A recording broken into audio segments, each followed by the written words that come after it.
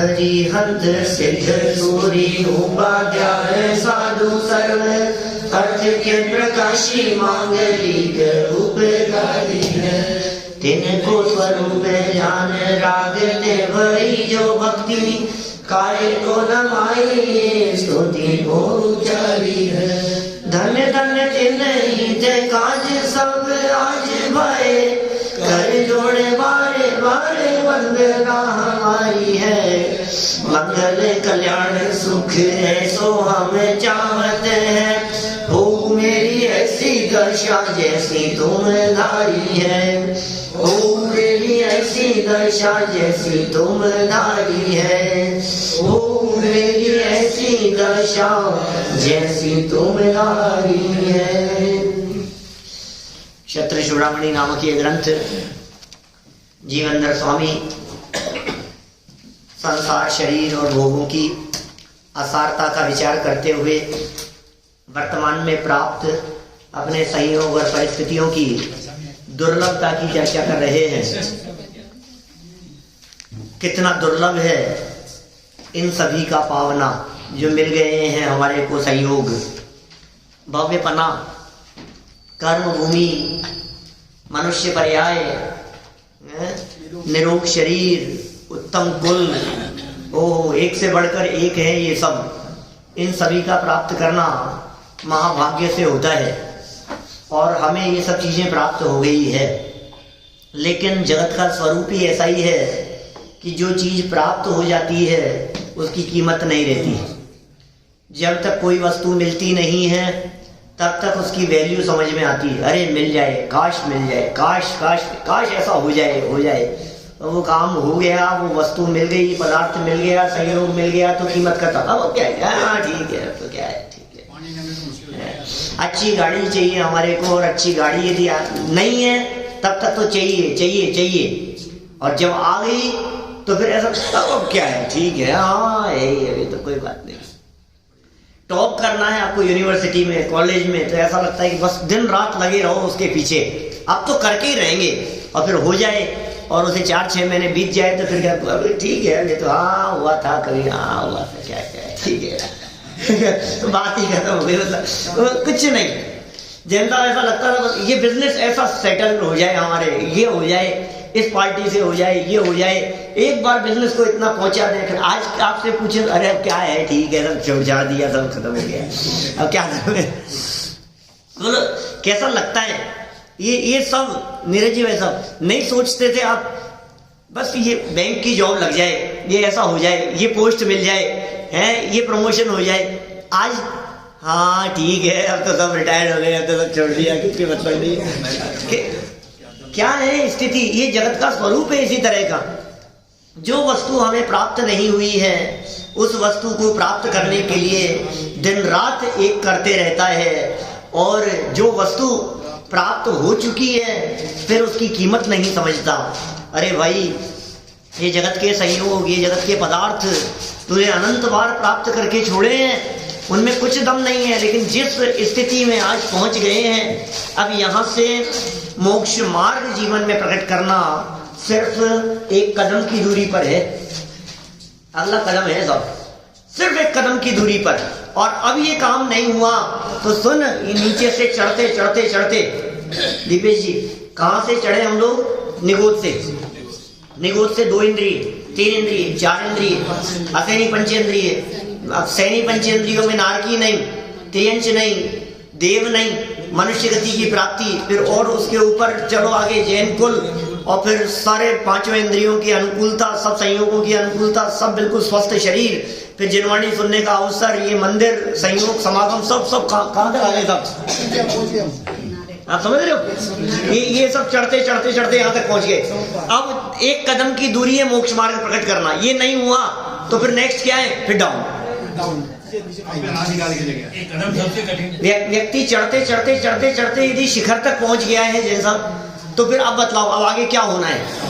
अभी इतना पहुंच जाने के बाद अभी फिर टॉप पर पहुंचने का अब तो ढलान ही है ना, या तो इधर उतरे कि इधर उतरे।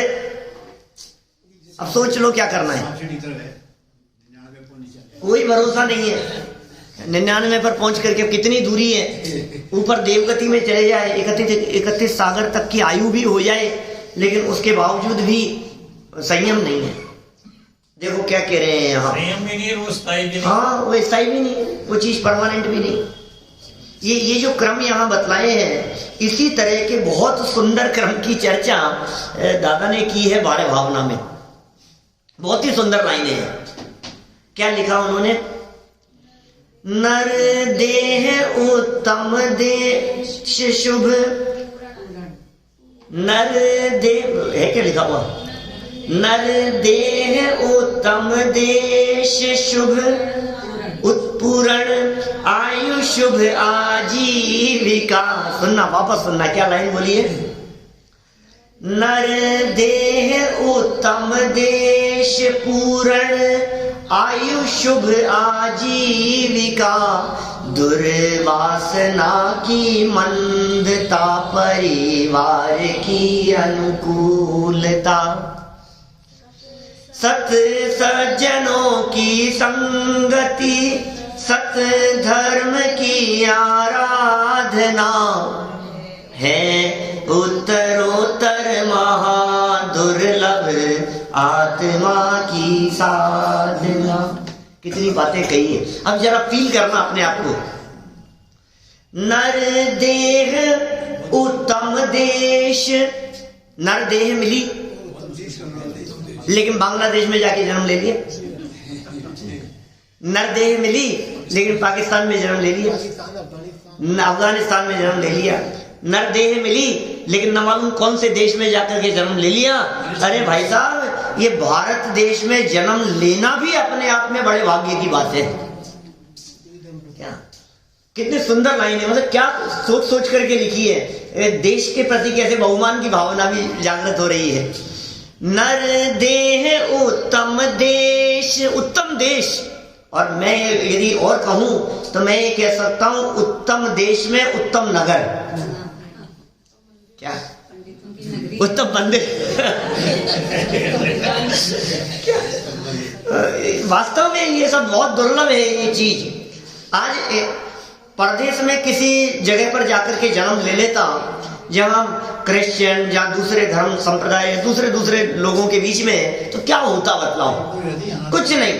जैन मंदिर नहीं है, जैन धर्म नहीं है, जैनी लोग मांसाहार करने वाले सब ऐसे सब दिखाई देते। अब बोलो क्या है। इस देश में भी यदि जन्म लेता और मान लीजिए कहीं यूपी बिहार में कहीं किसी जगह पर जाकर के, किसी ऐसी जगह पर जहाँ कुछ नहीं है, अरुणाचल मेघालय में ले लेता, हाँ अरुणाचल में, मेघालय में, ऐसी जगहों के ऊपर कहीं हिंदुस्तानी है वो तो कुछ नहीं। अभी यहाँ आ गए। हाँ, विदेश की महिमा बहुत आती है फिर भी क्या करो। वो तो कहते हैं ना, जो चीज दूर है, जो चीज सहज गम में नहीं है, उसकी महिमा आती है। क्या उन लोगों को देश की महिमा आती है। मैं जब जाता हूँ जगह जगह दुनिया भर में, तो लोगों को देश की महिमा आती है। अभी दुर्लभता बतला रहे हैं। नर देह उत्तम देश पूर्ण आयु, पूर्ण आयु, पूर्ण आयु, पूर्ण आयु साहब। पूर्ण आयु का मतलब समझ गए आप, अपर्याप्त तक नहीं है। पूर्ण आयु का मतलब समझ गए आप, गर्भ में नहीं मर गया। पूर्ण आयु का मतलब जन्म हो गया, 2-4 साल का होकर के नहीं मर गए। 25, 30, 40, 60, 70, 80 तक के दिख रहे हैं यहाँ पर सब लोग। ये पूरी आयु मिल गई ना आपको, 70-80 साल की हो गई अब उम्र। अब क्या बाकी रह गया है, मुझे बतलाइए। आप ऐसा फील नहीं, अब साहब अब तो इससे ज्यादा और क्या, ठीक है पूरी आयु मिल गई हमारे को, सब भोग ली हमने। यहाँ तो 40 से ऊपर वाले दिख रहे हैं सब। तो छुट्टी के दिन आते हैं बच्चे, 40 से कम भी है। चलो, तो क्या कह रहे हैं, नर देह उत्तम देश पूर्ण आयु शुभ आजीविका, शुभ आजीविका मिलना। देह मिल गई, नर देह, उत्तम देश, पूर्ण आयु और शुभ आजीविका। आजीविका भी है, रोटी की कमी थोड़ी नहीं किसी के घर में, सब सुविधाएं हैं, कोई बेरोजगार नहीं है यहाँ, सब संपन्न है। आयु शुभ आजीविका, और इतना ही नहीं, इतना सब कुछ मिल जाने के बावजूद भी दुर्वासना की मंदता, परिवार की अनुकूलता। बोलो, ये उनसे भी कठिन है। ये कितना कठिन है, दुर्वासना की मंदता। ये सबसे कठिन है। अंदर में खोटे परिणाम नहीं है, अंदर में खोटा भाव नहीं है, अंदर में अनीति अन्याय, किसी के साथ में धोखाधड़ी करने के विचार नहीं है। ये कितना दुर्लभ चीज है। ये बेईमानी नहीं है, आतंकवाद नहीं है, खोटे काम नहीं है, व्यसनों में लिप्तता नहीं है। दुर्वासना की मंदता और परिवार की अनुकूलता। परिवार की अनुकूलता भी मिलना। बोलो, आपको परिवार की अनुकूलता ना मिले तो आप आ सकते हैं क्या यहाँ? कोई जरूरत नहीं है। आखिर उपकार मानना चाहिए मास्टर साहब, इसमें बहुत बड़ा उपकार है मास्टर जी का। आप तो रोकते तो नहीं है कम से कम, अब उपकार है कि नहीं साहब आपको? बोलो, खुद आए चाहे नहीं आए, लेकिन रोकते नहीं है। ये बहुत बड़ी चीज है। परिवार की अनुकूलता, माने इस अनुकूलता के बिना आप धर्म साधन करने के लिए प्रवृत्ति करो और कर पाओ, यह अनुकूलता का काम है। मन्ना लाल जी साहब कितनी बातें कह दी है। बोलो, तो ये दुर्लभ, बहुत ही दुर्लभ भावना की चर्चा। अरे हमें पता नहीं है हम जिस पोजीशन पर आकर के खड़े हो गए हैं ये कितना कितना कितना दुर्लभ है, इसका अंदाजा नहीं है हमारे को। वापस लाइनें याद हो जानी चाहिए। क्या क्या कहा? नर देह उत्तम देश पूर्ण, आयु शुभ आजीविका, दुर्वासना की मंदता, परिवार की अनुकूलता। इतना ही नहीं, परिवार तो अनुकूल था ही, सत सज्जनों की संगति। अब परिवार में तो सब अनुकूलताएं थी, लेकिन सत सज्जनों की संगति, ये सबसे कठिन। सज्जनों की संगति नहीं मिल रही। परिवार तो सब अनुकूल है, लेकिन जिनकी संगति में उठते बैठते हैं वे सज्जन नहीं है। सज्जन कौन? धार्मिक भावना वाले। सज्जन कौन? आराधना के मार्ग में लगे हुए जीव, वे सब सज्जन है। वापस शुरू से बोलता हूं, एक एक स्टेप बढ़ते जा रहे हैं कदम कदम पर। नर देह उत्तम देश पूर्ण, आयु शुभ आजीविका, दुर्वासना की मंदता, परिवार की अनुकूलता, सत सज्जनों की संगति, सत धर्म की आराधना। अब सज्जनों की संगति भी मिल जाए आपको। सज्जनों की संगति मतलब खोटे मार्ग पे नहीं लगे हुए हैं, ऐसे दोस्त ईमानदारी के रास्ते पर चलते हैं, उनकी संगति भी मिल गई आपको। ऐसे बापू मिल गए जगत में जो आपको कुछ ना कुछ मंद कषाय का उपदेश देते हैं, लेकिन सत्य धर्म की आराधना स्वयं को ही करनी पड़ेगी। अब बोलो, वो मिल गया आपको। गांधी जी का समागम मिल गया आपको, इनका समागम मिल गया, विवेकानंद के सानिध्य में चले गए, और मुरारी बापू के सानिध्य में, और जो भी सब हैं वो सब उनके सानिध्य में जाकर के अब आप कह रहे हो सत्संग में गए हैं, सब सत्संग में जा रहे हैं, सत्संग में, और झूमते रहता है व्यक्ति। लेकिन क्या कह रहे हैं? सत्संग के बाद में भी क्या कह रहे हैं आगे? सत्य धर्म की आराधना। ओहो, सच्चा धर्म मिल जाना, बड़े भाग्य से हमको मिला सत्य धर्म। क्या ये सत्य धर्म, ये सच्चा धर्म, ये वास्तविकता की बात करने वाले लोग, ये चर्चाएं जिनमें किसी तरह का कोई लाभ लपेट नहीं है, जिनमें किसी तरह की कोई अपेक्षा नहीं है, जिनमें किसी तरह का कोई दबाव नहीं है, जिनमें किसी तरह का कोई प्रलोभन नहीं है। टोडरमल जी साहब ने लिखा, वक्ता के स्वरूप में वक्ता निर्लोभी होना चाहिए। यदि लोभी होए तो वस्तु स्वरूप का यथार्थ प्रतिपादन कैसे करे? बोलो, लोभी गुरु लालची चेला, दो नरक में ठेलम ठेला। तो ये यदि ये लोभ वर्तता है अंदर में, तो फिर तो कैसे कदम बढ़ा पाएगा मोक्ष मार्ग में? बोलो, तो कितनी बस सत्य धर्म की आराधना, सच्चे धर्म की आराधना करने का ये जो प्रसंग बन गया है। और फिर आगे कहते हैं भाई महान दुर्लभ है सात्विक।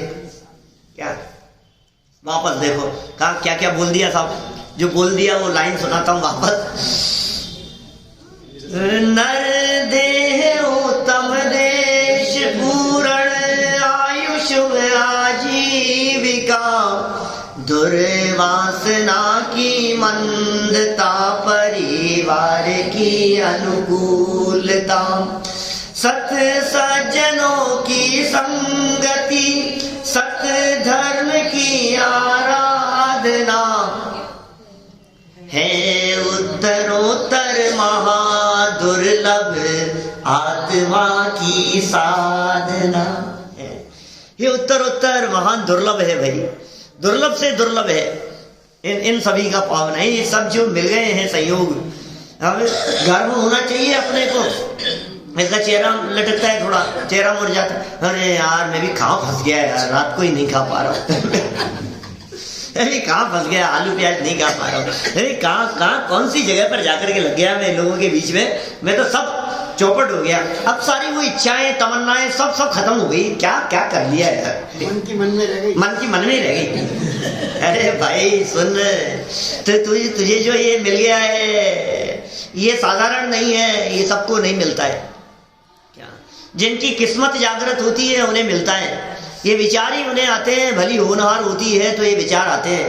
ये जिनवाणी सुनने का विचार आना भी अपने आप में बहुत भाग्य की बात है, बहुत भाग्य की बात है। ये चर्चाएं कान में सुनना, आपको विकल्प आना और रुचि पूर्वक उत्साह पूर्वक इस मार्ग पर बढ़ना, ये सब आपके भाग्यशालीपन की निशानी है। शाम के रोटियों की व्यवस्था नहीं हो और कह रहे भाग्यशाली, इतना होने भी अटक क्या लगी, मिटेगी कैसे? मेरे बतला रहे हैं अभी धर्म तक बढ़ेगी आगे। अभी बोधी दुर्लभ, अभी तो दुर्लभता ख्याल में आए तो कीमत समझ में आती है, और कीमत समझ में आए हमारे को तो फिर उसकी तरफ व्यक्ति अट्रैक्ट होता है। ऐसा है, ऐसा है, ऐसा क्या है, ये ऐसा क्या है कि इतना दुर्लभ है। तो ये दिखा रहे हैं, देखो यहाँ तो वापस हो गई ये सारी लाइनें याद हो गई होगी ना सब अब तक, तो सात्विक हुई क्या? कितने स्टेप, अरे क्या बात कर रहे हैं आप, बहुत आसान है। नर देह उत्तम देश, नर देह उत्तम देश पूर्ण आयु शुभ आजीविका। नर देह उत्तम देश पूर्ण आयु शुभ आजीविका, पहली लाइन हो गई। फिर दूसरी, दुर्वासना की मंदता परिवार की अनुकूलता, दुर्वासना की मंदता और परिवार की अनुकूलता। और आगे बढ़े तो सत्य सज्जनों की संगति, सत्य धर्म की आराधना है उत्तरोत्तर महादुर्लभ आत्मा की साधना। क्या कौन सी घड़ी में पंक्तियां लिखी होंगी, कमाल कर दिया ये। इन पंक्तियां आगे पढ़ते जाओ ना आप, अभी पूरी बारह भावना पढ़ो उनकी, भारत जी की लिखी हुई बारह भावनाएं इतनी गजब की है पंक्तियां। माने शुरू से अपन एक एक छंद बीच में से लेते जा रहे हैं, 4-4 लाइनें ले रहे हैं, लेकिन 16 लाइनों के अंदर लिखी है चर्चा, एक एक भावना की चर्चा। हाँ 1 घंटे की है। जब कैसेट चलती है ना, म्यूजिक सहित जब कैसेट चलती है तो एक घंटे की लगती है। कौन घंटा लगता है वैसे, कौन घंटा, 1 घंटा, 1 घंटा लगता है, आधा घंटा एक साइड में, आधा घंटा एक साइड में। कैसा गजब का चित्रण किया है, खींच दिया पूरा चित्रण। और हम इस जगह पर अपने आप को फिट करके देखते हैं तो हमें लगता है कि यार हम ही तो है ये जिनको ये सब मिल गया है। तो हमारे लिए लिखी है, हमारे लिए तो लिखी है ये सब, हमारे तो मिल गया है चावड़ा ये सब। अपने को अपनी महिमा कम नहीं आनी चाहिए। मोहे की महिमा देखो क्या तेरे मन में समाई, तुझे अपनी ही महिमा ने आई, तुझे सबकी ये महिमा तो आई। सबकी महिमा आ रही है मोबाइल की। अरे क्या गजब है भाई तुम्हारे पास, तो क्या चीज है, उनके जो ठाठ हैं उनके मोबाइल की महिमा आ रही है, गाड़ियों की महिमा आ रही है, बंगलों की महिमा आ रही है, सुविधाओं की महिमा आ रही है, इंटरनेट की महिमा आ रही है, टेक्नोलॉजी की महिमा आ रही है, लेकिन अपनी महिमा नहीं है। सबको तो जाना, सबकी महिमा है, सबकी, और तो और दूसरों की महिमा, पड़ोसियों की महिमा आती है, विद्वानों की महिमा आती है, ज्ञानियों की महिमा आती है, शास्त्रों की महिमा आती है, स्वरूप की, इस स्वरूप की महिमा आ रही है, इन पंक्तियों की महिमा आ रही है। लेकिन इन पंक्तियों में जिस गायक का स्वरूप बताया है उसकी महिमा नहीं आती है। क्या करें, हो गई साहब, याद हो गई, चलो आगे बढ़ते हैं अब अपन। इन सब चीजों का एक साथ मिल गए हैं, सब अपने को एक साथ मिल गए हैं। देखिए, यदि ये पूर्ण आयु भी मिलती और देश नहीं मिलता, अच्छा देश और अच्छी आयु भी मिलती और परिवार नहीं मिलता, अच्छा परिवार भी मिलता और संगति नहीं मिलती, अच्छी संगति मिल गई और परिवार नहीं मिला, सब लगाओ, सब एक दूसरे के साथ में जुड़ी हुई चीजें, कहीं ना कहीं इन सब उत्तरोत्तर दुर्लभ में से एक आध चीज भी कमी हो गई। और ये सब मिल जाते, मैं आपसे पूछता हूं, सत्संगति की संभावना, उत्तम देश, उत्तम आयु, परिवार की अनुकूलता, धन वैभव संपत्ति, परिवार, सब कुछ, क्या हमारे इस जिन मंदिर के आस पड़ोस में रहने वाले लोगों के पास में नहीं है क्या? बताओ। लेकिन दूर दूर से तो आ जाते हैं आप। कितने किलोमीटर होगा? 5-7 किलोमीटर होगा। गाड़ी में बैठने के बाद में क्या दूरी मतलब? नीरज जी साहब, कितना? 4 किलोमीटर के आसपास तो है, 4-5 किलोमीटर, 5 किलोमीटर है। बोलो आप देखो कहां से, बनालाल जी साहब कितना दूर से हैं? 3.5 किलोमीटर से। अभी मेरा कहने का मतलब, इतना दूर दूर से जैन साहब हैं, दीपेश जी हैं, सब दूर दूर से आ रहे हैं। अभी तो दूर से ही आ रहे हैं। लेकिन मेरा कहने का मतलब ये है, इतना दूर दूर से हम आ सकते हैं, रुचिवान आ सकते हैं, लेकिन पड़ोस में रहने वाले जो लोग हैं, बोलो उनको ये सब है या नहीं है? तो फिर क्या कमी रह गई है? अंदर में रुचि, अंदर में रुचि नहीं है। अब बोलो, अब ये चीज नहीं होवे और सारे संयोग मिल जावे तो क्या क्या काम का है? सब दूरी दूर से आते हो ऐसा नहीं, पास वाले भी है। पास वाले भी बहुत सारे हैं। तो इसलिए आप तो इसके बारे में सिर्फ विचार चिंतन करो कि भाई ये रुचि कहां से लाएगा? ये संयोग भी मिल गए तो ये जीव कहता है कभी कभी ऐसा, हे भगवान, बस मैं तो यहां से मर करके विदेश क्षेत्र चला जाऊं, शिवेंद्र भगवान के भाग में चला जाऊं, समूह शरण में वहां चले जाऊं, मैं उस जगह पर जाकर के जन्म ले लूं। कि सुन भाई, तू वहां जन्म भी ले लेगा तो ये रुचि कहां से लाएगा? तो अनेक बार ले लिया, अनेक बार जन्म लिया है, अनेक बार, कितनी बार तो विदेश क्षेत्र में जन्म नहीं लिया क्या तूने कभी? सब संयोग मिले, तीर्थंकर परमात्माओं की दिव्य ध्वनि सुनने के लिए भी गया, लेकिन वहां भी रुचि पर विषयों की होने के कारण लौट करके वापस चला आया। इसलिए ये दुर्लभ दिखा रहे हैं, कोरा का कोरा रह गया। देखिए आगे वाला श्लोक पढ़ते हैं। अभी सुनो जरा, पंक्तियां तो अभी अपन ने यहाँ वादीप सिंह आचार्य देव की पढ़ी नहीं है, ये क्या झटका लगा रहे हैं। देखो आप पेज नंबर 545 पर श्लोक नंबर है 76, लाइनें कितनी गजब की कह रहे हैं। तदात्मन दुर्लभम गात्रम धर्मार्थम मूढ़ कल्पयताम भस्मने तो रत्नम मूढ़ है कैस्यात् परोजन है। ओ क्या हो गया? हे मूढ़ आत्मा, हे मूर्ख। मूढ़ आत्मा माने मूर्ख होता है, मूर्ख अच्छा नहीं लगता अपने को। अभी तक तो आत्मन आत्मन कह रहे थे, ध्यान देना। क्या अभी तक तो क्या कह रहे थे? हे आत्मन, हे आत्मन, हे आत्मन, आत्मन कह रहे थे। अपने को भी थोड़ा सम्मान लग रहा था कि भाई हमारे को है सभ्य भाषा में कह रहे हैं। अब क्या कह रहे हैं? हे मूढ़ आत्मन, हे मूर्ख व्यक्ति, इसलिए दुर्लभ शरीर को धर्म के लिए संकल्प कर दे। ये दुर्लभ शरीर जो मिल गया है, इसका से संकल्प ले ले कि धर्म आराधना करेंगे, अब नहीं बर्बाद करेंगे, अब नहीं खोएंगे, अब नहीं भटकेंगे, अब बर्बाद करने के लिए नहीं है। मरे अनंत बार बिन समझे, बिना समझे मरे होंगे, ना समझी में बिताया होगा हमने काल, बिना समझे न मालूम कहां कहां भटके और किधर किधर दौड़ते रहे। अब जब समझ आ गई है तो अब भोगों में नाही फंसेंगे, निजानंद पाने। अब समझ में आ गई ना अब ये बात, अब गणित समझ में आ गया है ना, अब गणित समझ में आ गया। अब भी फिर वही नहीं भाई, अब नहीं, इसलिए कह रहे मूर्ख अब तो बंद कर दे। देखो भाई, निश्चय से भस्म के लिए रत्न को जलाने वाले पुरुष की अपेक्षा दूसरा कौन मनुष्य मूर्ख है। ओ क्या उपमा दे रहे, राख चाहिए बर्तन मांजने के लिए, बर्तन साफ करने के लिए, क्या करूं, मिल नहीं रही है बर्तन साफ करने, और बाप दादाओं की संपत्ति है और अभी दरिद्रता है, नौकर चाकर रख नहीं पा रहे हैं। क्यों? क्योंकि रत्न रखे थे घर में, उनकी कीमत पहचानी नहीं, वो समझ में नहीं आई कि ये रत्न कितने कीमती है। अब कुछ मिल नहीं रहा है और राख बाजार से खरीद करके लाने के लिए पैसे नहीं है क्या, तो अब क्या करें कि ये पड़े हैं ना रत्न, ये क्या है, ये टुकड़े ये कंचे जैसे दिखते हैं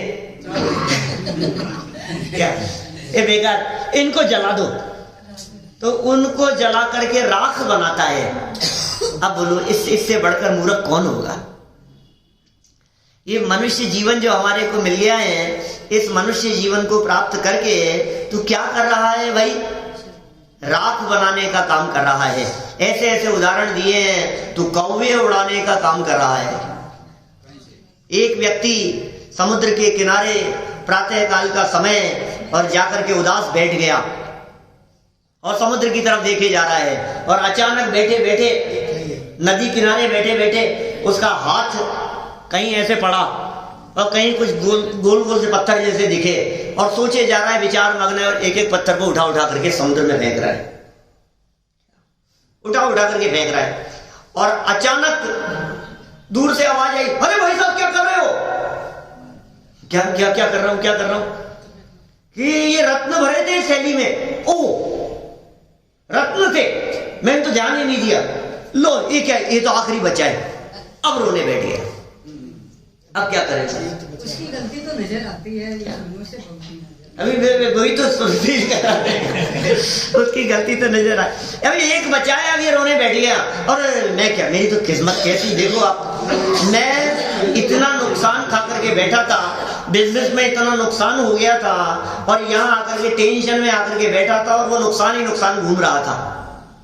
कितना लॉस हो गया, कितना नुकसान हो गया, और मैं कैसा हूं, अभागा हूं। इतने रत्नों से भरी हुई पूरी थैली मिली मुझे, और सब फेंक दी मैंने, सब गंवा दिए मैंने, और ये इन्होंने आवाज लगा दी, ये भी बस जा ही रहा था, क्या करूंगे, तो बहुत किस्मत खराब है मेरी। तो ये सुनो, वो जो सज्जन आया उसने कहा कि भाई जितने फेंक दिए वो तो गए, लेकिन ये जो तेरे हाथ में बच गया है ना, ये भी इतना बहुमूल्य है कि तू इसकी कीमत समझ ले वे, तो तेरा सारा रोना मिट जाए।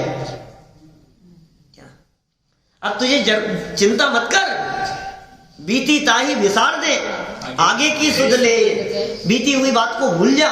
अरे साहब मैंने कहाँ काल बिता दिया, इतना दुर्लभ मनुष्य जीवन था, मुझे तो पता ही नहीं था। आपको पता नहीं है पंडित जी, हमने कैसे कैसे काम किए हैं, हमने क्या किया है, हमने कैसे काल बिताया है, हमने क्या क्या दंड फंद नहीं किए हैं, हम ही जानते हैं हमारा जीवन कैसा बीता है। कोई बात नहीं, भूल जा, हो गया ना। अरे नहीं नहीं, सारा जीवन खराब कर दिया हमने तो, अब 70 साल की उम्र हो गई है, 75 साल के हो गए, अब क्या करें, सारा जीवन खराब हो गया। हमने कभी जैन धर्म पढ़ा नहीं, हम तो पड़ोस में ही रहते थे, रोज लोग कहते भी थे, हमने तो कभी सुना नहीं, हम तो कोई बात नहीं, कोई बात नहीं। अब अभी तेरे पास में है ना कुछ समय, अभी एक रत्न बच गया है क्या, अभी बचे हुए रत्न की कीमत समझ ले, अभी ये जो बचा हुआ जीवन है इसकी कीमत समझ ले तू। यदि तुझे इसकी बचे हुए की भी कीमत समझ में आ गई, तो ये बचा हुआ भी इतना है कि सारे पुराने किए हुए कर्मों को सबको धो डालेगा, और नए सिरे से जिंदगी की शुरुआत होकर के मोक्ष मार्ग प्रकट हो जाएगा। ये कीमत समझने वाली बात है। लेकिन काम क्या कर रहे हैं हम, वही बर्तन मांजने का काम कर रहे हैं, वही झाड़ू पोंछा लगाने का काम कर रहे हैं। क्या करें, चक्रवर्ती सम्राट जैसी सामर्थ्य होकर के और उसे चिंता होए कि झाड़ू कौन लगाएगा, कि धिक्कार है तेरे चक्रवर्तित्व पे। इतना बड़ा सम्राट होकर के देखे ये तो क्या कह रहा है, तुझे क्या चीज मिल गई है? ये जिन धर्म, ये चिंतामणि रत्न के समान है, जो मांगो सो मिलता है। अरे मांगो सो क्या मिलता है? जन्म जन्मांतरों की सारी दरिद्रता मिट जाती है, सारे दुख मिट जाते हैं, और ऐसी अवस्था की प्राप्ति होती है जिसके बाद में दोबारा कभी दुख की संभावना नहीं रहती है। ऐसी चीज हमारे को मिल जाती है, ये मिल गई। मांग क्या मांगता है? क्या मांगे? वो भिखारीपन की वृत्ति, भगवान के सामने आकर के भोगों का भगत है। 2 रोटी मिल जाए, हे भगवान शाम की रोटी की व्यवस्था। मूर्ख, क्या मांग रहा है तू? चक्रवर्ती जैसा सम्राट तेरे सामने आकर के कहे मांग भाई, मांगो मनोज जी, क्या मांगते हो? बोलो, आज मैं बहुत खुश हूं आपसे, आप जो मांगोगे। इतने खुश हैं कि वो सारा साम्राज्य आपको देने के लिए तैयार है। बोलो क्या मांगते हो? मास्टर साहब ठंड बहुत है यार, एक जैकेट दिला दो।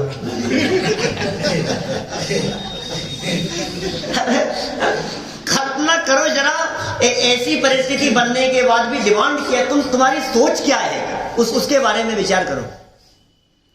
इतना सब कुछ मिल सकता है, क्या मिल सकता है? ये कह रहे हैं यहां पर, जिस दुर्लभता को बतला करके जो चीज दिखाना चाह रहे हैं, तुम्हें वो मिल सकता है जो देने वाले के पास भी नहीं है। तुम्हें वो मिल सकता है जो देने वाले जैसा बना सकता है। अरहंत आदि से प्रयोजन की सिद्धि में लिखा, अरहंत जैसा तुम्हें बना सकता है, तुम्हें अरहंत भगवान के पास जाकर के मांगने की जरूरत नहीं है। बोलो, भिखारी हो और वो भिखारी व्यक्ति भीख मांगता हो है, और कभी उसने किसी एक बच्चे की जान बचा ली उस भिखारी ने, वो इतना वो बड़े सेठ का बेटा था जिसकी जान बचाई, उसने कहा कि मांग क्या मांगता है, मैं तेरे से बहुत खुश हूं, जमीन जायदाद मकान जो तुझे चाहिए, जो तेरे को मांग, तू क्या मांगता है? और ये ऐसा मूर्ख ये कहता है बाबूजी क्या करूं, एल्युमिनियम का कटोरा है, स्टील का दिला दो भीख मांगने के लिए। बोलो, ये हालत नहीं हो रही? माने भिखारीपन की वृत्ति मिट जावे, ऐसा अवसर आया है। और इसकी वृत्ति वही है, मांगूंगा तो भीख, लेकिन थोड़ा स्टैंडर्ड बढ़ जाएगा, एल्युमिनियम की जगह स्टील के में मांग लिया करूंगा। क्या कह रहे हैं? देखो सरल अर्थ पढ़ो, क्या कह रहे हैं? हे आत्मन, ऊपर मूड कहा था, लेकिन ये सरल अर्थ लिखते समय थोड़ी सी सभ्यता बढ़ती है। हे आत्मन, जैसे कोई पुरुष बर्तन मांजने के लिए उपयोगी राख बनाने हेतु, मैंने नीचे नहीं पढ़ा था बर्तन मांजने की बात, मुझे तो खुद को ही निकल रहा है कि शायद बर्तन मांजने होंगे उसको। बर्तन मांजने के लिए, बर्तन साफ करने के लिए उपयोगी राख बनाने हेतु बहुमूल्य रत्नों को जलाकर उनकी राख तैयार करता है। ओहो, ये राख तैयार कर रहा है तो वह महामूर्ख समझा जाता है। वैसे ही मात्र सांसारिक सुख के लिए ही, बोलो, मात्र सांसारिक सुख के लिए ही इस मनुष्य पर्याय को गंवाना महामूर्खता है। मूर्खता नहीं, महामूर्खता है। महामूर्खता है। किसके लिए, किसके लिए कर रहा है तू? अरे बस यार 2 पैसे मिल जाए, ये हो जाए, बिजनेस अच्छा हो जाए, अच्छी जॉब हो जाए, अच्छा बंगला हो जाए, सारी सुविधाएं तो है, बस बच्चा सेटल हो जाए अपना, तो बस इसका ये हो जाए, बस अच्छी बहू आ जाए, बस इसका ये हो जाए, ये सोचता रहता है। सब चीजें मिल जाने के बावजूद भी हमारी दृष्टि में आखिर क्या दिख रहा है? बस इतना, ये हो जाए, बस संतुष्ट है अपन तो, और क्या चाहिए अपने को? अब भाई साहब अपने तो बीत गए, देखो बस अभी बच्चे थोड़े से सही सेटल हो जाए, अपने को क्या करना है? हमने तो हमारा बीत गया, हमने वो से बिता लिया अपन ने, तो कोई जरूरत नहीं है। भगवान की दया से सब कुछ है हमारे घर में। क्या भगवान की दया से, भगवान की दया दिखती है। माने कि ये कह रहे हैं भाई साहब तू देख एक बार, ये सांसारिक सुख के लिए, विषय सुख के लिए, बाह्य भोगों के लिए, खान पीन के लिए, इसके लिए तेरा जीवन बिता रहा है। दुर्लभ मनुष्य जीवन के क्षण तेरे ये लड्डू बनाने में बीत रहे हैं।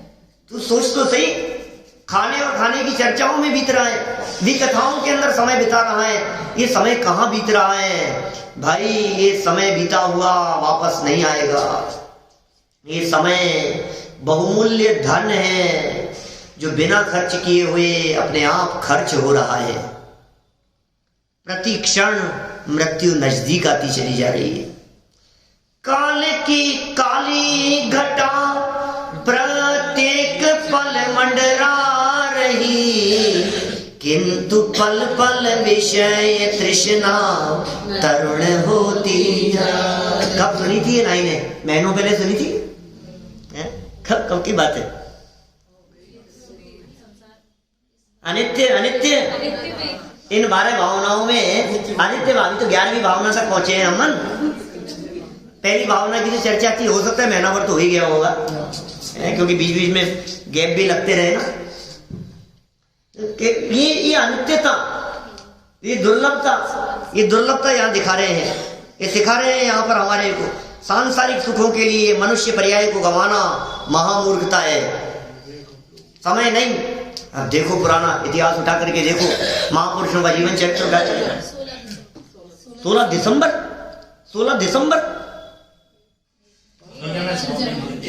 हाँ, एक से ज्यादा हो गया। 16 जनवरी तो चल रहा है, 22 जनवरी है ना, सवा महीना हो गया। तो कितना देखो, आपको हम ये बतला रहे थे आपको, महापुरुषों का जीवन चरित्र उठा करके देखो। ये जो अभी मैंने कुछ बच्चों के लिए किए ना प्रवचन, गुरुकुल में जैसे प्रवचन किया, छात्राओं के लिए किया, वो अलग गुरुकुल चलता है, कंकुबाई श्राविकाश्रम चलता है, वहाँ स्पेशल वो सब यूट्यूब पे सुनते रहते थे लोग। बोले हमारी आप यहाँ आए हैं, ऐसा समागम अवसर कब मिलेगा, बालिकाओं को संबोधन करना है, छात्रावास चलता है, स्कूल चलता है, वहाँ जाकर के तो उनको संबोधन करने गए। फिर वहाँ हुआ तो फिर एक छात्रावास गुरुकुल चलता है जहाँ छात्र पढ़ते हैं, वो दूसरी जगह।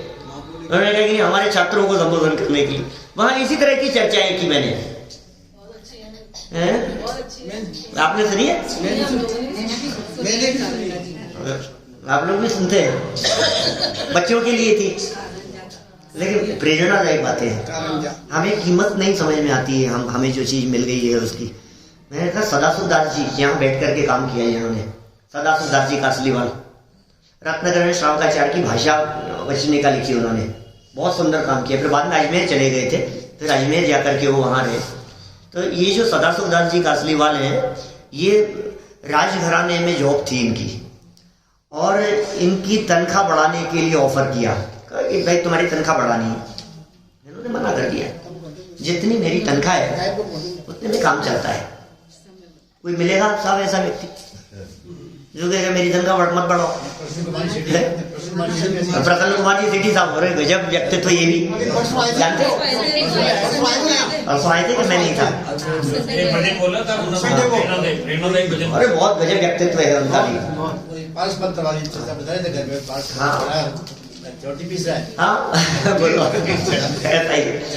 ऐसे व्यक्ति मना कर दे, मुझे प्रमोशन नहीं चाहिए, मुझे अच्छी तनख्वाह नहीं चाहिए, मुझे ज्यादा इंक्रीमेंट नहीं चाहिए, है इसमें काम चलता है। वो आग्रह किया कि नहीं आपको जरूरत नहीं है, हमें तो देना है, कि हमें जरूरत ही नहीं, मेरा काम चलता है, मैं क्या करूंगा, ज्यादा की जरूरत नहीं है। ऐसे व्यक्ति, और फिर ज्यादा आग्रह किया तो कहा यदि आप देना ही चाहते हैं तो फिर एक काम कीजिए, मेरी तनख्वाह मत बढ़ाइए, मेरा समय कम कर दीजिए, जो बचे हुए अधिक समय को मैं आराधना में बिता पाऊंगा, मैं स्वाध्याय अध्ययन तत्वाभ्यास के अंदर समय और अधिक लगा पाऊंगा। मेरी 8 घंटे की ड्यूटी है, 7 घंटे कर दीजिए, 6 घंटे कर दीजिए, 2 घंटे कम कर दिए, इतनी तनख्वाह बढ़ गई ना। पैसे नहीं चाहिए, काम तो चलता है घर गृहस्थी का, लेकिन ये चाहिए। मिलेंगे आपको ऐसे व्यक्ति? ऐसे को दोनों मिल जाती हैं, दोनों मिल गए ऐसे। पैसा भी मिल गया, वो भी हो गया, सब चीजें, दोनों चीजें हुई, उनको दोनों चीजें दे दी, समय भी कम कर दिया और पैसा भी दे दिया। कैसे जैन इतिहास उठा करके देखो, महापुरुषों के जयपुर के इतिहास उठा के देखो, चाहे आप वो दीवान रतनचंद जी का हो, दीवान भदीचंद जी का हो, अपने अमरचंद जी दीवान का हो, कि दरोगा साहब का कहो, यहाँ दरोगा जी का मंदिर, टोडरमल, एक से एक महापुरुष हुए हैं यहाँ इस धरती पर। इस धरती ने, जयपुर की धरती ने कितने महापुरुषों को जन्म दिया है, माने गजब के काम किए हैं। दरोगा जी ने हवेली बनाई और राजा साहब को बुलाया, बोलो मालूम है साहब आपको?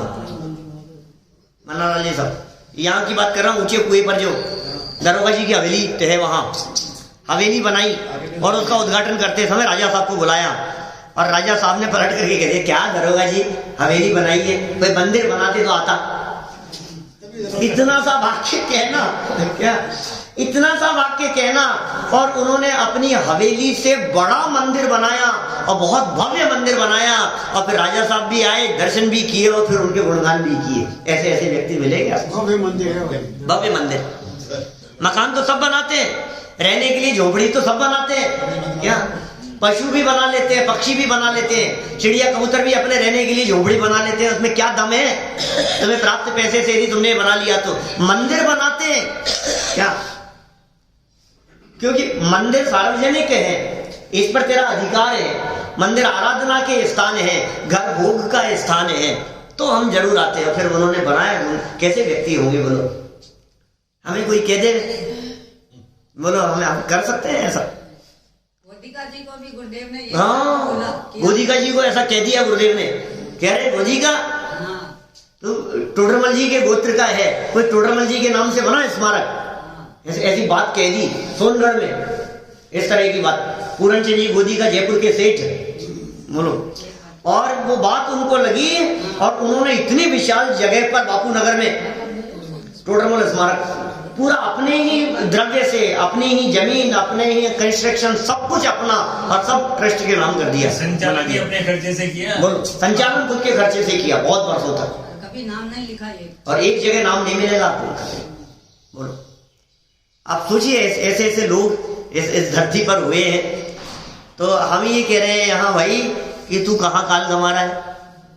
एक वो व्यक्ति जिनको आजीविका नहीं चाहिए, एक वो व्यक्ति जिनको पैसा नहीं चाहिए, एक वो व्यक्ति जिनको सिर्फ धर्म आराधना के लिए समय बिताना है, और एक हम कि हम भागे जा रहे हैं, भागे जा रहे हैं, भागे जा रहे हैं। तो कब तक? कमी कोई नहीं है, लेकिन वो आसक्ति मिटती नहीं, बस क्या करो, और चाहिए और चाहिए और चाहिए। ऐसे ऐसे लोग दिखते हैं जो ये कहते हैं कि हमें कितना भी हो, हमें बाहर नहीं जाना, हम क्या करेंगे वहां जाकर के, हमारा धर्म छूटता है, हमारा ये छूटता है, ये सुविधाएं छूटती है। पिताजी के पास में बहुत सारे ऑफर थे बाहर जाने के लिए, आजीविका की दृष्टि से मना कर दिया, हमें नहीं जाना घर छोड़, यहाँ से जयपुर से नहीं जाना, हमें यही रहना है। यहाँ जो स्वाध्याय का जो अवसर मिलता है, संतोष जी शाजी साहब के जो व्याख्यान, हमें नहीं जाना। यहाँ जो एक बार जो धारा ढल गई है, हमें इस धारा को छोड़ करके दूसरी जगह जाए हम, क्या मिलेगा, क्या होगा, नहीं करना हमारे। ऐसे क्या मिलती है बोलो स्थितियां। अब सोचना जरा, कहाँ गंवा रहा है काल? भोगों में, टीवी में, मोबाइल पर, दोस्तों के बीच में। अरे पुराने दोस्त यदि मिल जाए तो रात भर बैठ करके गप्पे लड़ाता रहे, बोलो रात 2-3 कब बज गए पता ही नहीं लगा। पुरानी बातें याद कर रहे थे, कॉलेज के दिनों के समय किस्से सुना रहे थे, क्या काल में काल बिता रहे थे यार। एक वो दिखते हैं हमारे को जम्बू स्वामी जैसे, बोलो उन्होंने पूरी रात कहाँ बिताई और हमको तत्व चर्चा में, क्या तत्व चर्चा के लिए समय है तेरे पास में? कितना समय है?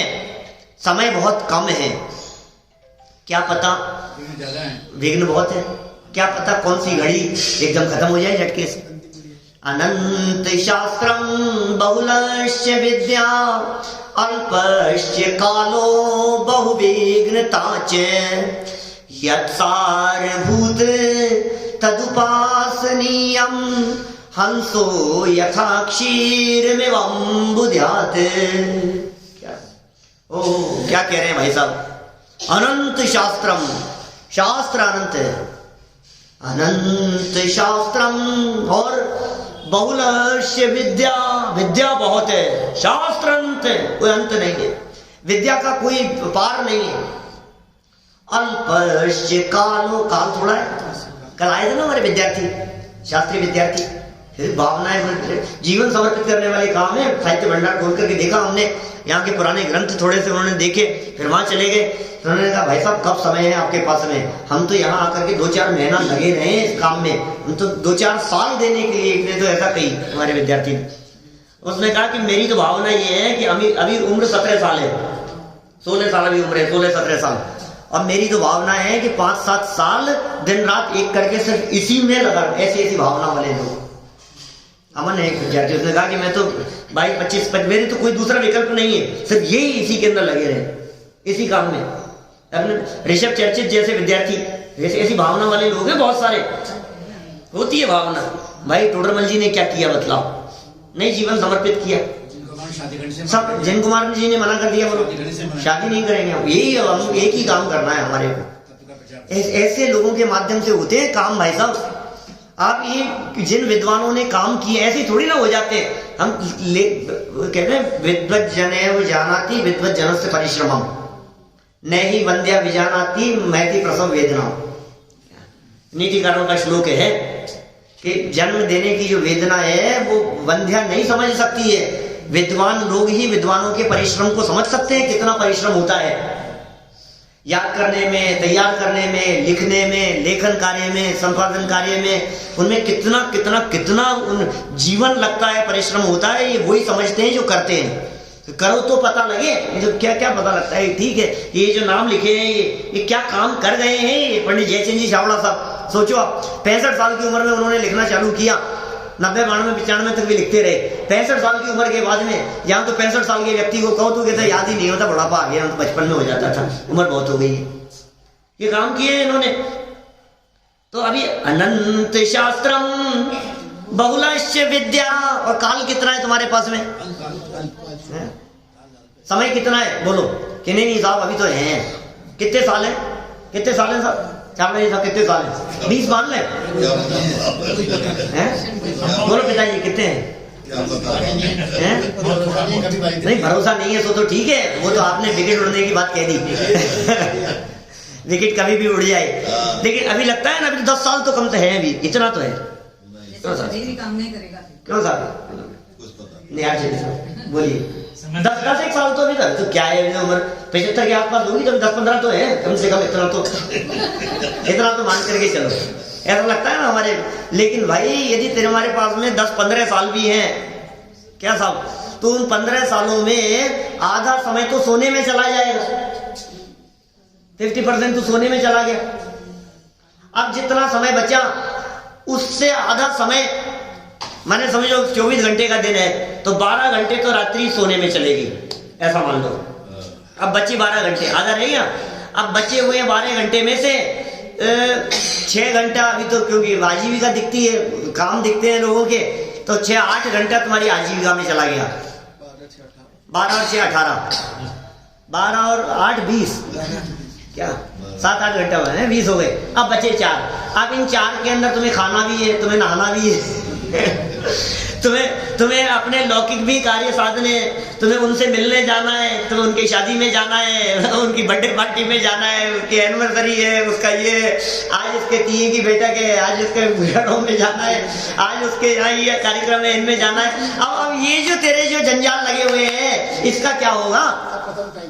अब कितना टाइम बच गया है? 1 घंटा यदि रोज का निकाले, 3 घंटे भी यदि रोज के निकाले मान ले, तो 3 घंटे रोज के निकालने पर वीक में 1 दिन निकलता है क्या?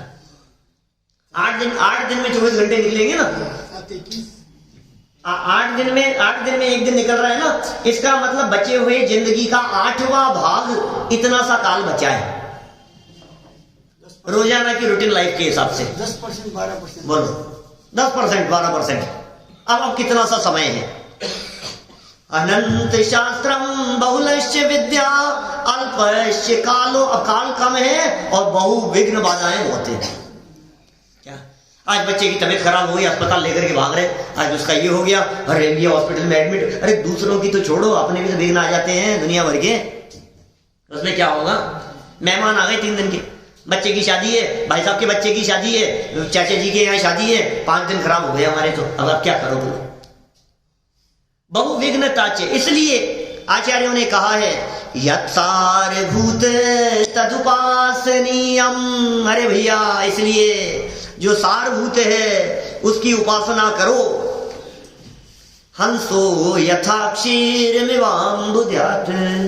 हंस जिस तरह से दूध का ग्रहण कर लेता है और जल को छोड़ देता है, इसी तरह से तुम अपने बचे हुए शेष जीवन को धर्म आराधना के अंदर बिताओ। अंतिम लाइन पढ़ लो यहाँ, कि इस मनुष्य पर्याय को गंवाना महामूर्खता है। नर देह का उपयोग तो धर्म की प्राप्ति के लिए करना ही युक्ति संगत है। इस नर देह का उपयोग किस लिए करना, किस लिए करना? बोले धर्म प्राप्ति के लिए, धर्म ग्रहण करने के लिए, धर्म अंगीकार करने के लिए। धर्म अंगीकार करने के लिए का अर्थ सच्चे सुख की प्राप्ति के लिए इस देह का उपयोग करना। हम सभी इस दुर्लभता को समझकर अपने मनुष्य जीवन को सफल सार्थक करेंगे। इसी भावना से मैं बात को यहीं विराम देता हूँ।